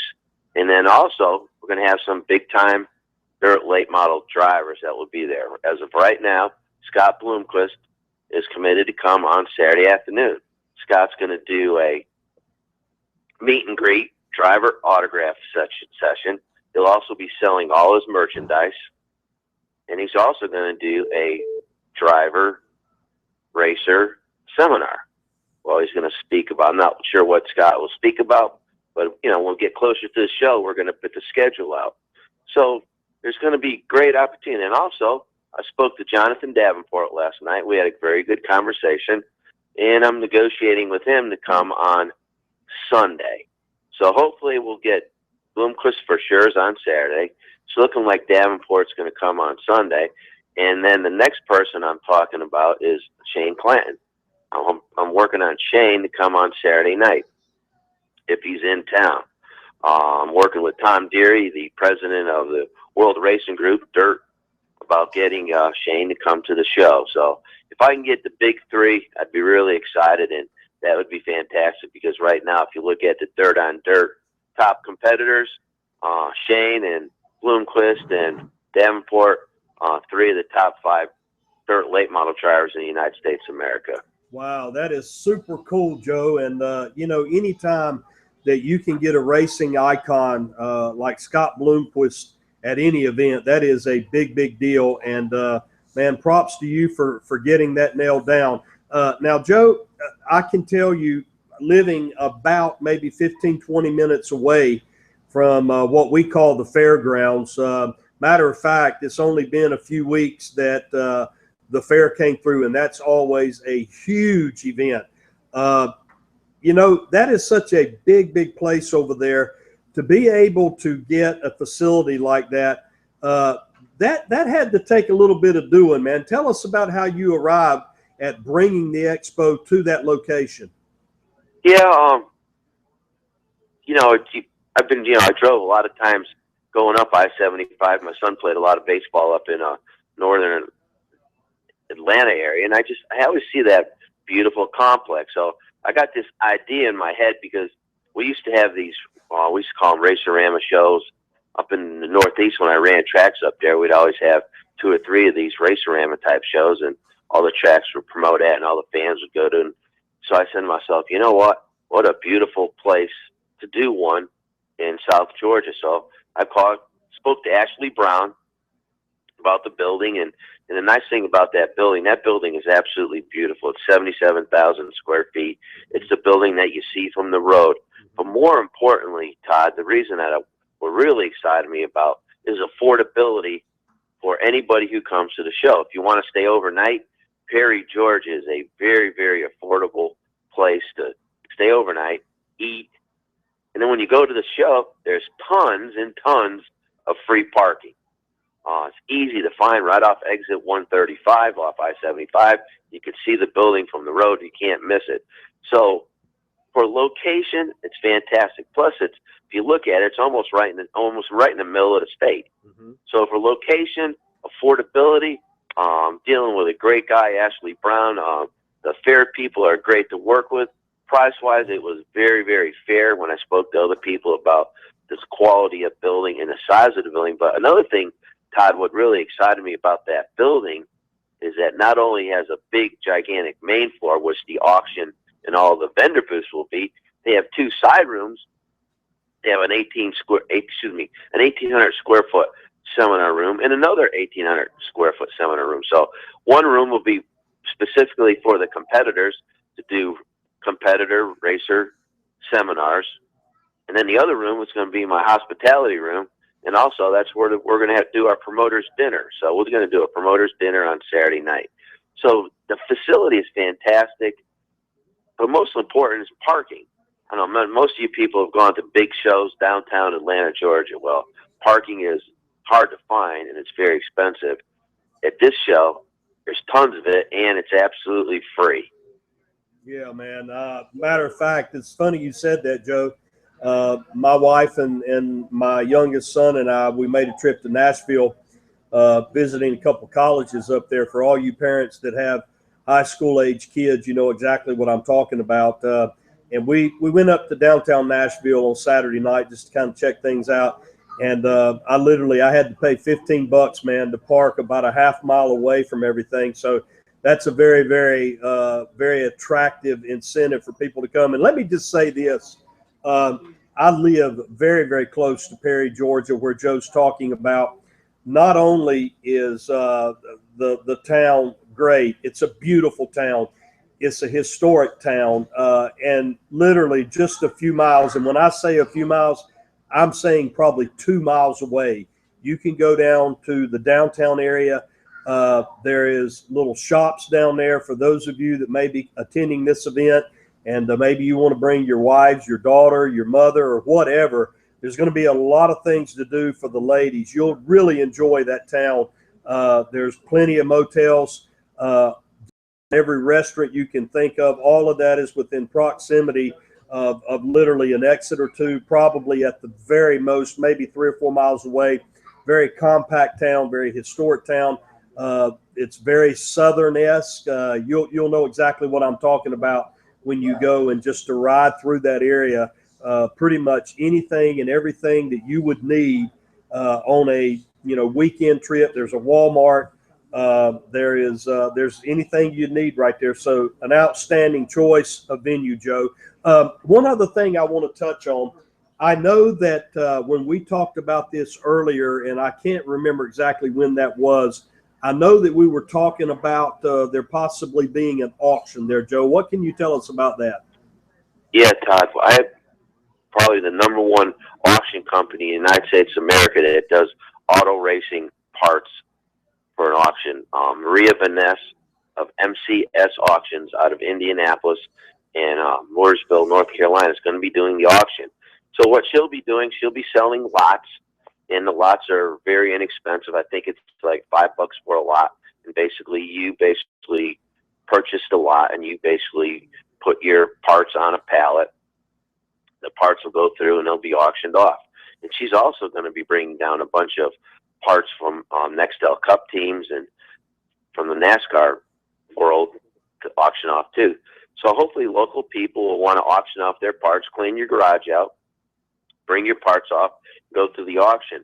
And another thing, what I'm going to do too, Todd, is something a little bit different, is I noticed when I go on racingjunk.com, there's a bunch of race cars from the state of Georgia there for sale. So I've been calling some of these race teams that are selling their cars. I said, listen, I'm going to do a car corral on the east side of the building. So when you go into the building, you go through the auction, you go through the vendor booth, you'll be able to walk out the door, and I'm going to have probably anywhere from 10 to 30 truck and trailers, and that team will either back their car out, weather permitting, or leave it in the trailer, and they'll be able to sell their race car.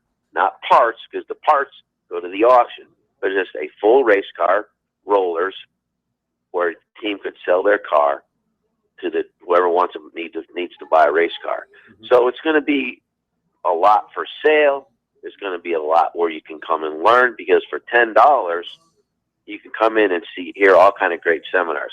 Another person that's going to be doing a seminar is Jim Highland from Bilstein Shocks. Bilstein Shocks is committed to do the show, and also Bilstein Shocks is committed to the Southern Dirt Racing Association 602 Sportsman Late Model program, because they're going to be the official shock, and we'll have a spec shock as part of that program, and that'll be explained too. Another thing too, Todd, what I'm really excited about, I'm going to do my first meet and greet seminar for all people who are interested in the Southern Dirt Racing Association program. It's basically going to be, I'm going to sit there and I'm going to ask a bunch of questions, and I'm going to listen, and I want the competitors to talk. I want them to tell me what they like, what they don't like. I'm going to give them a rough idea of a work in progress set of rules that I'm working on. But most important, I want to meet those guys and girls. I want to know what they would like in a good racing program. And hopefully 2017 and 2018, we can kick this program off where during the summertime, I call it the in-season, from March 15th to September 15th. Hopefully we'll sanction some tracks, and some of these tracks will run the 602 program. And then during the off-season, from September 15th to March 15th, we'll run probably 8 to 12 touring races at some of the big races. And right now I'm working very hard with Billy Thomas over at East Alabama, and hopefully that Billy will commit and do some of the first Southern Dirt Racing Association 602 late model events. So it's a lot of exciting things, Todd, but most important thing is that this show basically is going to kick off the Southern Dirt Racing Association and explain to people what we're about. They'll be able to meet me, and I'm really excited about meeting a lot of people because I've met a lot of people so far, and there's a lot of great people, a lot of great racers, and like I said, it's going to be an exciting event, Todd. Yeah, man, and I was sitting here thinking as you were talking, Joe, and you were talking about the various cars around Georgia that's for sale. This is a hotbed for racing. It really, really is. And living here in Middle Georgia, and I would consider myself to be pretty connected with the racing community. There are many, many tracks in this state, and that's not even counting when you cross the border into Alabama, when you head up to Tennessee, even into South Carolina or even Florida. There are a ton of racers, and you were talking about some of the Nextel Series cars that'll be coming, or I guess the Sprint Cup or some of the older stuff, whatever it was. There is an asphalt track. It's a historic track, and as a matter of fact, it's probably 30 minutes from the fairgrounds. That's Watermelon Capital Speedway in Cordele, Georgia. So, we want to make it very clear. This is not just for the dirt track community, although it will be focusing on probably the majority of it. But if some of those guys from Cordele or even some people, from around Pensacola or whatever, want to come and take a look, this is going to be your best opportunity to probably pick up a part that you need, or maybe you just need to get a few more of them or whatever. I love these events because I enjoy fishing, Joe. And when you go to like a Fisherama or a sporting show or whatever, you probably learn more at those weekend events, whether it's hunting or fishing, whatever the case. You are able to talk and rub shoulders with people that do exactly what you're doing and that know about it. So, Joe, excellent idea, man. Give us the dates. I know this is a Friday, Saturday, and Sunday, and I guess Friday's going to be more of a prep day. Yeah, Friday's going to be the move-in date. The tracks will, move in, and also that's the date where you will bring your parts to Maria at the MCS auctions, and she's going to be building the lots on Friday. We're going to open up the show on Saturday. We're going to go from 11 o'clock in the morning to 9 o'clock at night on Saturday. And then on Sunday, we're going to go 10 a.m. to 4 p.m.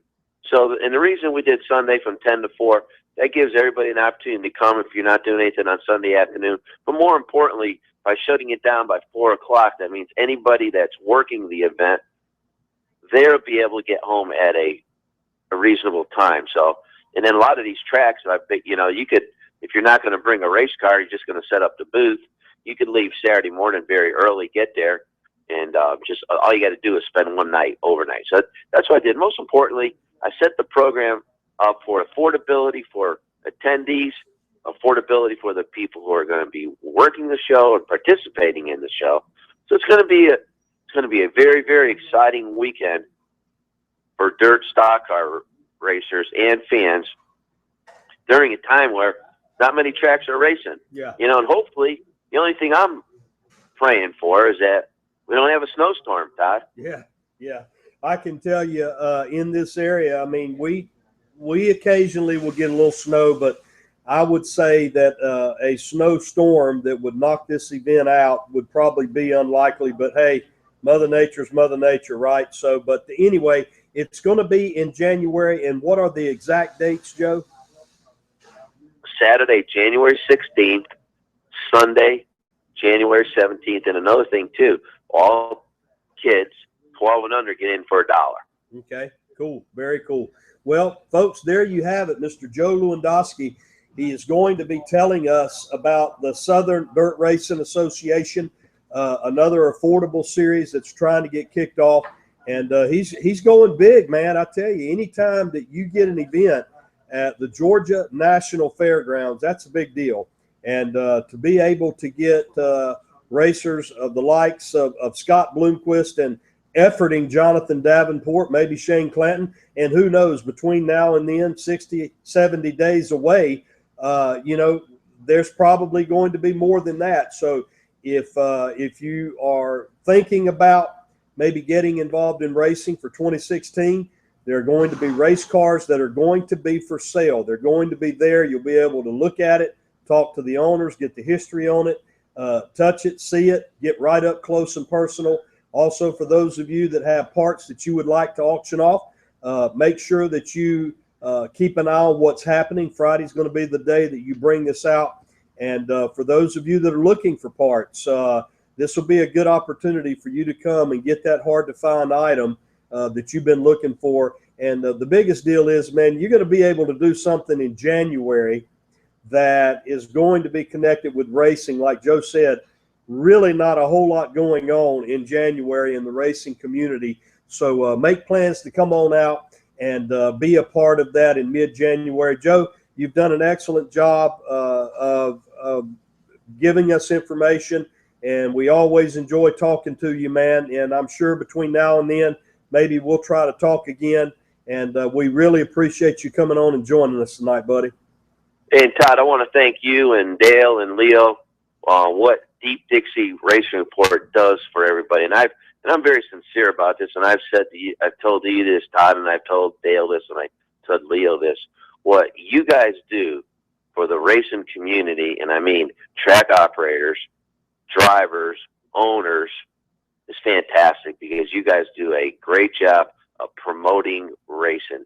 And like I said before, and I think I mentioned this on the first time I went on the show, the reason that I got interested in racing in the Middle Georgia area, because the first time I went on that website, I said, oh my, this is unbelievable, because I could watch videos, I could click on all the racetracks, don't have to go to another site. I can just click on and work from that one website and learn all about the tracks, see the actual cars racing on a track, see what the track actually looks like.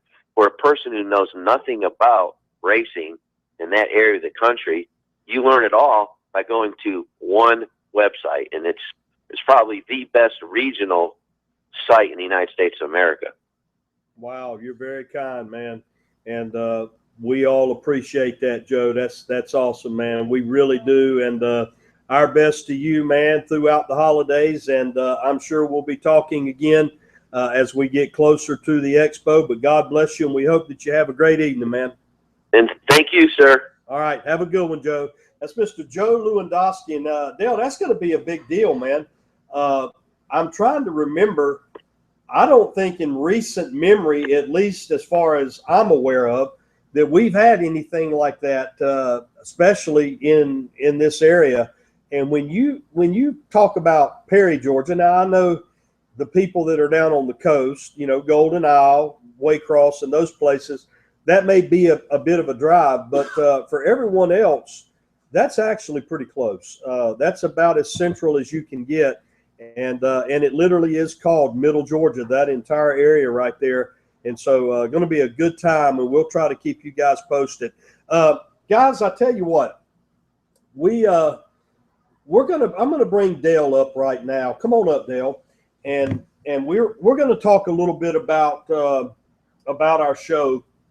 And many of you, I know that you know Dale, because Dale has been going to racetracks for a long time. And before the Deep Dixie website ever was introduced, and before there was even a thought about the Deep Dixie Racing Report, back in the day, those of you that have been around for a while, you may remember South Georgia Motorsports, and Dale had kind of got that started. And Dale has a great history, especially in high school football. That's a big passion of his, and a lot of people don't know this, but Dale actually founded a high school football radio show. It's Friday Night Football. Is that right, Dale? It was a Friday Night Football Frenzy. That's 8 or 9 years ago. Okay, yeah, and that show is still going strong, by the way. And Dale turned the reins over to someone else. And I was thinking the other day, Dale,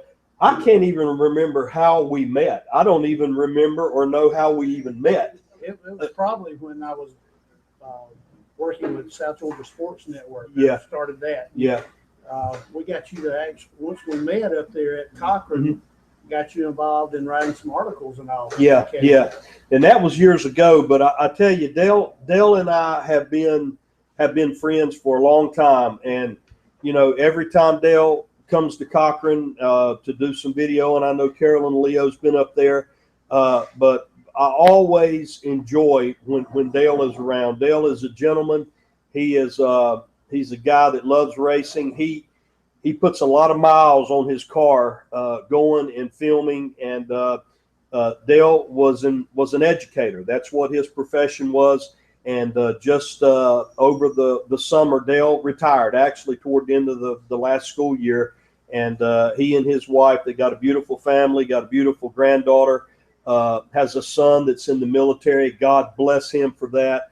And just kind of giving you a little bit of history on Dale Hall, because on all of these shows, you usually see me and Brian and the guests that we have, but Dale sits about 5, maybe 6 feet away from us, and he's the guy that does all the camera work, gets all of the phone guests and everything. There's a whole lot that goes into this, guys.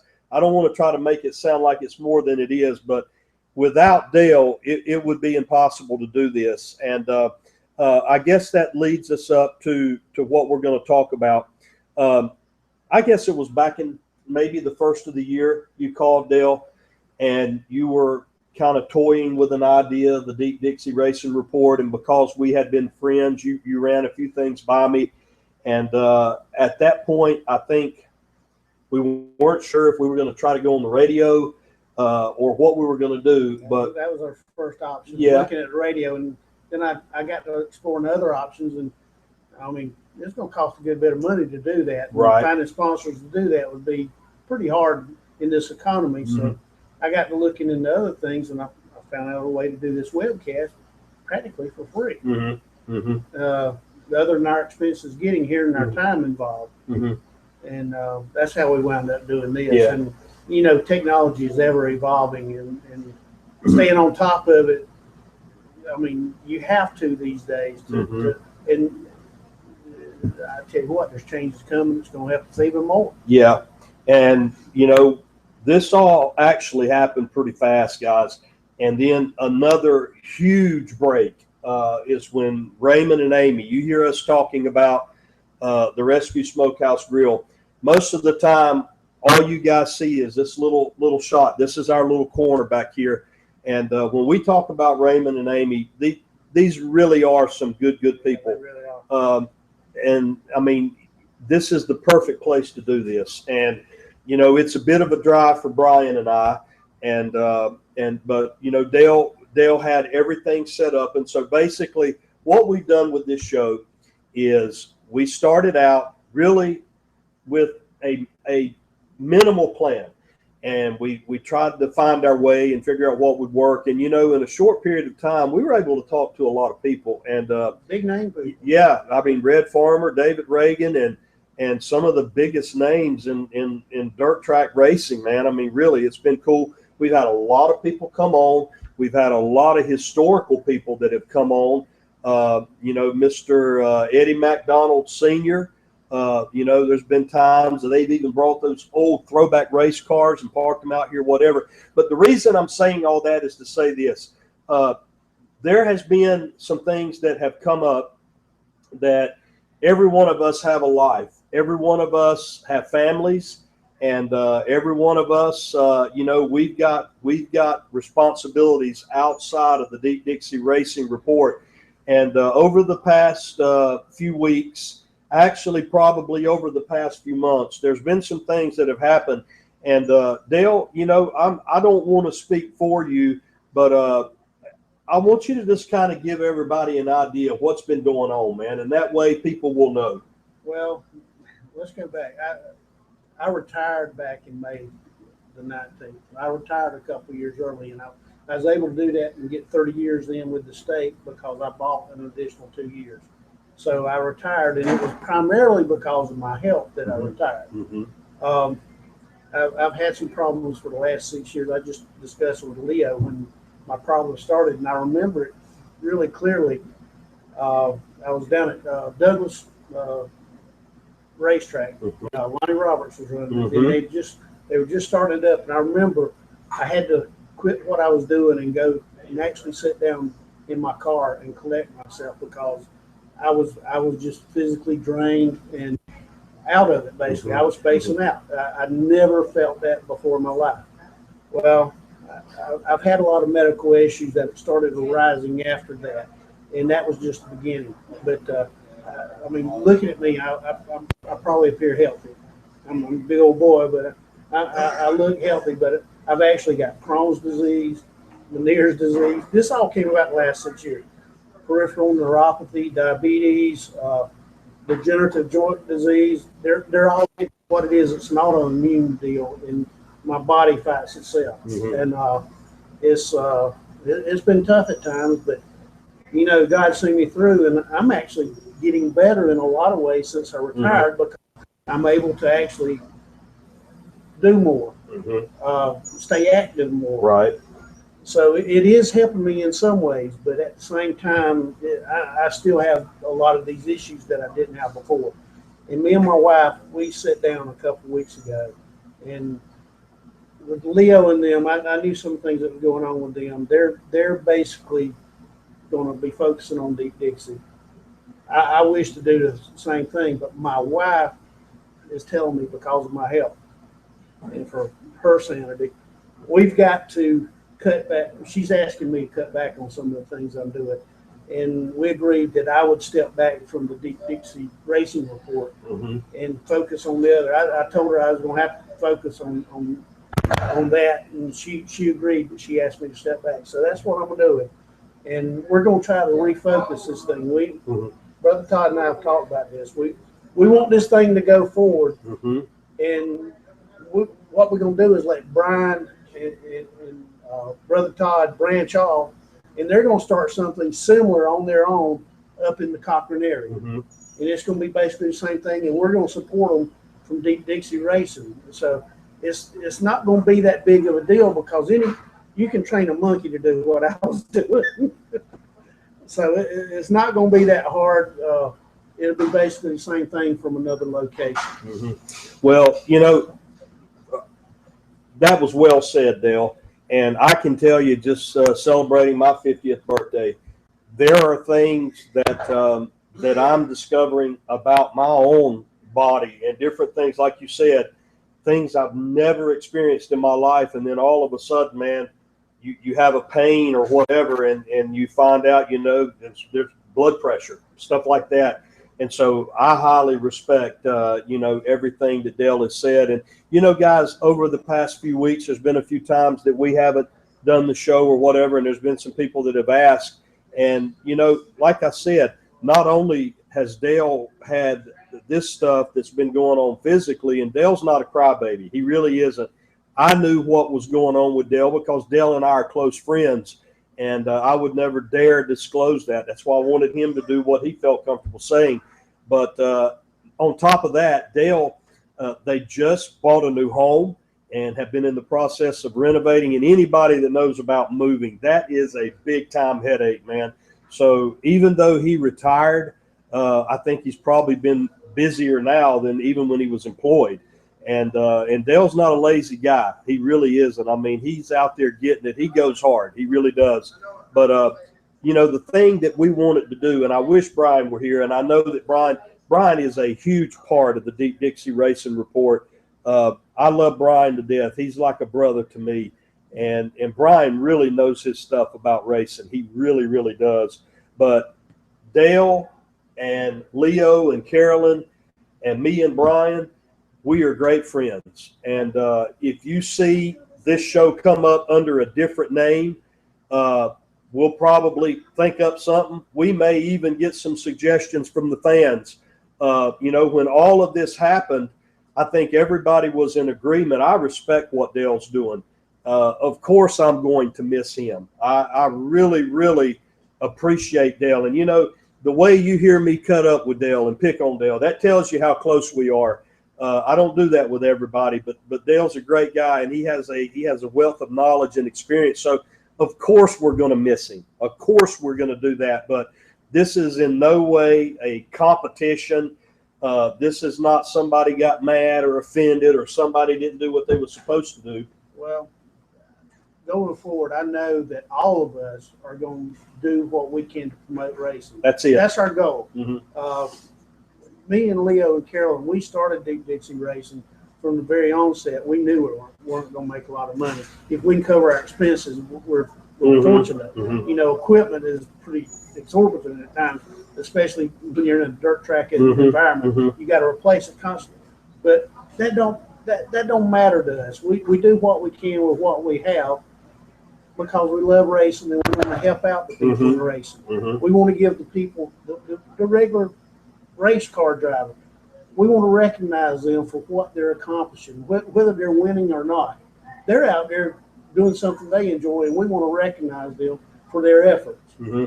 So we want to do that with the race car drivers, the fans. We want to recognize them, and we want to do what's good for the sport and elevate it to a level, if we can, so that more people will get involved in it as a family sport. Mm-hmm. I mean, I grew up in a family that loved racing, and there's nothing that I enjoyed more than going with my family to the racetrack.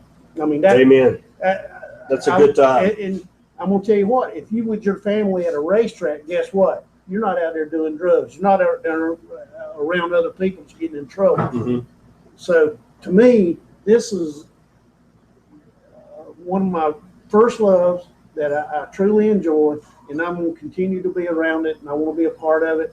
And I think I can best do that by giving them all the Deep Dixie Racing right now. And Leon's got some great ideas. He and I've been discussing it for the last few days, and you're going to see some good stuff coming from Deep Dixie Racing too. Yeah. And make it abundantly clear, we're going to work together.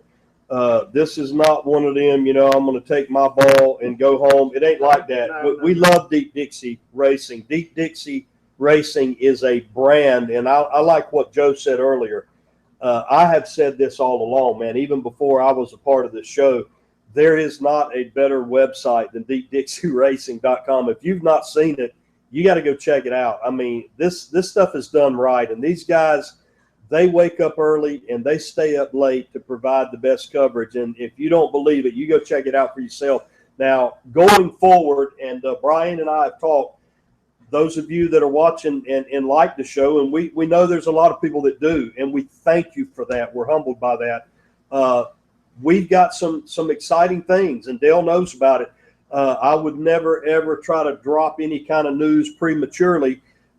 Probably what we are going to do is we are probably going to shift what we're doing now, and we're going to do it closer to the house, and we may even set up at one of our sponsors' locations. We may have multiple locations. We may do it from Cochran. Right now, we're not married to one location.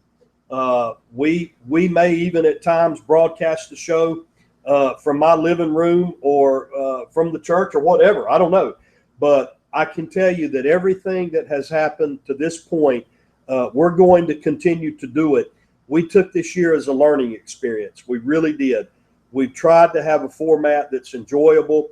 We know we can do better. We know that we can fine tune, but guys, give us a little bit of room.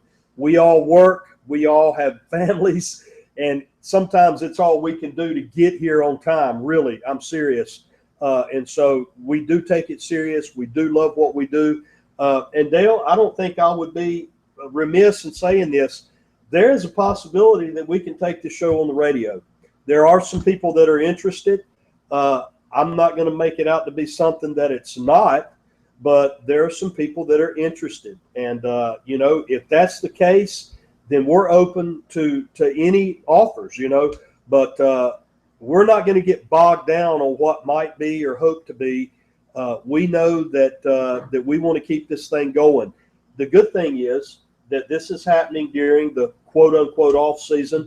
And so, we're hopefully going to get everything, the transition completed in a way that we can pick right up. And I can tell you right now, the Lord willing, our next scheduled broadcast, and this will be the last Deep Dixie Racing report under that title. And again, nobody's being driven out, pushed out, or anything. I'm quite sure that Leo and Dale could care less if we kept calling it the Deep Dixie Racing Report. But we feel like that moving into a different location, maybe a better title would be suited. But our next scheduled broadcast is going to be Thanksgiving at the big races, the annual Gobbler 100 down at Cochran Motor Speedway. As a matter of fact, the All-Star Stock Car Series is going to be there. Ben Sumner's going to be there with the Southern Thunder late models. I believe the Southern Outlaw Super Streets are going to be there. It's going to be a ton of racers. Matter of fact, Dale's probably going to be there. Leo's going to be there. And we may even get these guys on the show and get some of their, input. But we wanted everybody to know what's going on. And I want to say this right now. Is Raymond out there close enough? Leo, can you go get Raymond for me? Yeah. These people here at this restaurant have been a huge blessing to us. And Raymond has kind of been in the loop. Raymond, come up here. Come over here and stand between me and Dale. You hear me talk about this guy a lot. This is Mr. Raymond Poor. And I'm going to tell you something. If you ever meet a good person, a goodly person that you just know in your heart, this guy is it. And Raymond, we want to thank you for everything that you and Amy and that your staff has done. I'm telling you, this has been lifelong memories to me and Brian, everybody we had. Excuse me. And I'm going to tell you this. As long as I'm involved in this, I don't care if we broadcast this show from China, you guys are going to be on our sponsor list. As long as you are in business, you are our friend, and we're going to talk about you, if that's okay. That's fine. And I wanted to say thank you to him. You hear me talk about these people a lot, and now you can put a face with a name. This is Raymond Poor. Thanks, Raymond. Thank you. Yeah, man, we appreciate it. And so to all of our other sponsors, I have got some great sponsors. I'm telling you, these people are friends of mine. And to those of you that are watching, Mike, with the exception of maybe having to change the name on the banner, we're going to keep rolling, man. We're going to keep on doing it. And guys, we just ask for your prayers. This is a fun thing to do. Like Dale said, ain't nobody getting rich doing this. We do it as a labor of love. And thankfully, we do have sponsors that help out. Otherwise, it would be a huge labor of love. And in the beginning, we all did that. So we wanted to let y'all know what's going on. No bad blood, no disagreement. It just, time for things to go in a different direction.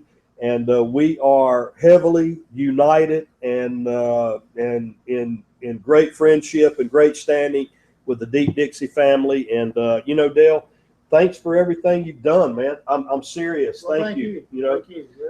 You are a great ambassador. You really are. I pick on you and cut up with you because I love you, but you've really, really done a good thing. You and Leo and Carolyn, and this whole show, man, has been nothing but, talking about changes, and that's the way it is. But I think we've got enough foundation that I think we can make it. I hope we can. We're going to try. Yeah. Okay. I do, before I get back on the other side of that camera, I want to say one thing. Free Matt. All right, man. That's Dale Hall. And guys, man, we were talking about getting out of here. Or look at that, 9:09. I tell you, it's been tonight's show has been kind of a emotional roller coaster. That's what life is all about, guys. It really is, man. There's going to be times that you're up, you're down. There's going to be times that you don't know what the future is going to hold, and you get a little nervous, you get a little scared. But I think all of us have lived long enough to know this, that it always works out in the end. It really does. It always works out. And, my time with these people up here at Rescues, I'll forever be grateful to them. And it ain't like I'm moving to the other side of the world. I'm still going to come eat with them when I'm in the area. And again, to our sponsors, thank you. The people that are helping us, guys, we're going to promote you like we always have. So don't nobody get nervous about that. And if you'd like to come on board as a sponsor with this show, we'd love to have you. Again, I want to thank Mr. Wade Murphy for his input. What a great interview Mr. Wade did. It's going to be a good time in Jasper, Florida this weekend. Hopefully you'll be able to go down there and take in some of the World 100 activities. It's going to be a Friday and Saturday show. A lot of energy down there. You're going to love it. That's in beautiful Jasper, Florida. Our thanks to Leo Johnson, did an outstanding job, very clearly and very specifically explaining the transition. Leo and Carolyn have sold the All-Star Stock Car Series to Mr. Ben Sumner. And, you know, that was, in my opinion, if they were going to sell it to anybody, then Ben is a good choice. And so thank you, Leo, for coming on and telling us about that. Carolyn, thank you. I know you'll see this show. And also we want to thank Michael Davis. He's the 2015 All-Star Stock Car Series champion, and come and visit it with us tonight. We appreciate Michael making the drive down here to do that. And, of course, Mr. Joe Lewandoski, that Racing Expo going on in January. That's going to be a good time, guys. As we get closer to that date, we're going to be talking more about that. And then, of course, Dale Hall coming on and explaining everything. We wish Dale the very best. Hopefully that he'll get well soon and back up to full strength. He'll get all of his new home all settled in and everything, and start being able to enjoy his retirement. And, you know, I know Dale's going to be fine. So our next scheduled broadcast will be coming to you probably from Cochran Motor Speedway at the Gobbler 100. Brian and I are going to be working hard between now and then. We've already started the process, and hopefully we'll be coming back on that date, and we'll tell you more as we get closer to that. So keep an eye on the Cochran Motor Speedway website. Also keep an eye on the Deep Dixie Racing website. Dale has agreed to help us get the word out whenever we start moving forward with the show from this point. And so thanks, everybody, for tuning in. As always, we are going to wrap up with a word of prayer. And again, we do appreciate everyone's support. Wherever you're at right now, please take a moment and pause and join me as we pray. Father, once again, we come to you in the name of Jesus, the only name under heaven given among men whereby we must be saved. We thank you, Lord, for our friends. We thank you, Lord, for our racing family. It truly is a family. It's a tight-knit family. And Lord, I just thank you that you let me be a part of it. Lord, there has been a lot of changes that have been shared with our viewers and our listeners tonight. And Lord, I thank you for everybody that had the courage to come on here and just set the record straight, Lord, and just tell folks what's going on. And when you just tell folks the truth, that you don't have to worry about anything else. And I just pray for Carolyn and Leo and Leo's dad, and that their future, now that they move forward past the series, that you'll bless them, continue to bless their business. Be with Brother Ben as he takes this series and takes the reins over for the future. Be with him and bless him. And my good buddy Dale, just everything that he's up against physically, just let everything work out. Any treatments and any surgeries that he needs to get back well again, I just pray that it'll all go smooth. And Lord, every service man and woman all over this world that are fighting for our freedom and protecting us, we pray for them. We pray for their families, and we thank you for all that they do. And Lord, our first responders in our communities, we pray for them. If I'm forgetting anything, I know that you're not. And lastly, Lord, help us as we go forward with this show. We believe that you want us to do it. I believe that. That's the only reason I'm doing it. And I think it's something that can be profitable. And please open up the doors and give us wisdom, and let us walk in the path that you lay before us so that we can be a blessing. And Lord, lastly, if there's anybody that's watching that's not saved, anybody, I don't care who it is, there is nobody that has done so bad or fallen so far that they cannot be saved, Lord. I just pray that everyone that's listening and watching would bow their knee at the foot of the cross and get their sins forgiven, Lord, and so that we can be ready to meet you when you come. Don't let there be one lost soul, God. I pray for that, and just draw them like you drew me. And Lord, we give you all the praise and all the thanks. In Jesus' name I pray. Amen. All right, guys, thanks again for tuning in. Our next scheduled broadcast will be coming up Thanksgiving. Keep an eye on DeepDixieRacing.com, Cochran Motor Speedway, or CochranSpeedway.com. and we'll hopefully have some more information coming up, only just a couple weeks away. We hope that everybody has a good night. Thanks to all of our guests. And on behalf of Mr. Dale Hall, Leo Johnson, my co-host Brian Hester, this is Pastor Todd Sharon saying, God bless you. We hope that you have a great evening.